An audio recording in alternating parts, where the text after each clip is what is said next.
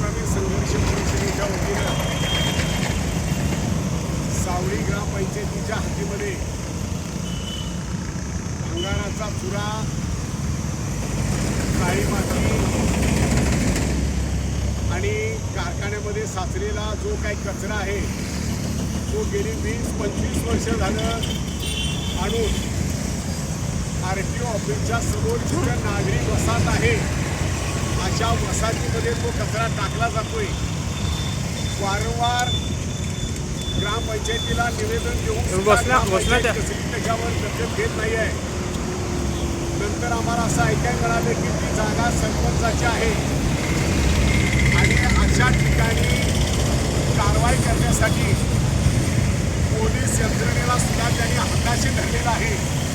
त्यामुळं त्याचा तो जो धूर आहे, जो धुरळा आहे, तो घरामध्ये आणि स्वयंपाकामध्ये त्याचा थर साचून लहान मुलांना पोटाचे विकार व्हायला लागलेले, वयस्कर माणसांना श्वसनाचे त्रास व्हायला लागलेले, असा हा उघड्यावर चाललेला गैरमार्गाचा कारखाना आहे. हा नेमका कुणाच्या आशीर्वादाने चालवलेला आहे? आमची या ठिकाणी कलेक्टर साहेबांना विनंती आहे की आपल्याकडे दिलेली जी निवेदनं आहेत ती निवेदनं नुसती कचऱ्याच्या टोपलीत टाकण्यासाठी डॉक्टर राजा दयानिधी साहेबांना आमचं आग्रहाचं निवेदन आहे की आपण कार्यतत्पर अधिकारी, जिल्हा दंडाधिकारी आहात असा आमचा समज होता. तो समज आमचा गैरसमज होऊ नये अशी आमची या ठिकाणी भूमिका आहे.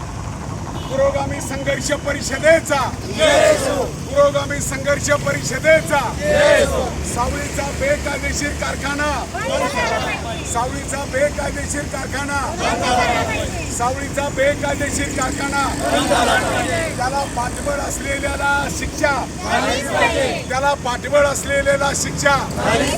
पुरोगामी संघर्ष परिषदेचा, डॉक्टर बाबासाहेब आंबेडकरांचा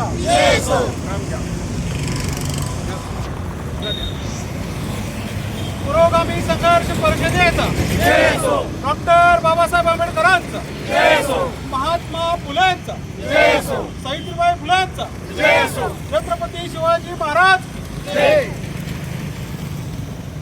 सावळीचा कारखाना बंद, सावळीचा कारखाना बंद.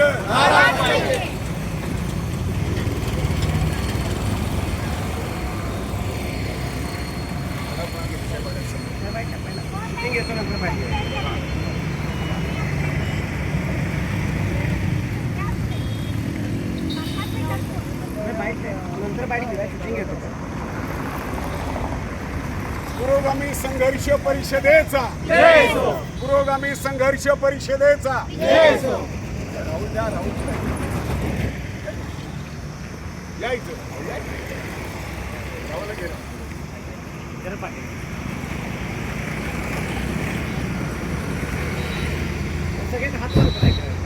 सावळीचा कारखाना बंद, सावळीचा कारखाना बंद. ग्रामपंचायतीच्या ग्रामसेवकावर कारवाई, ग्रामसेवकावर कारवाई.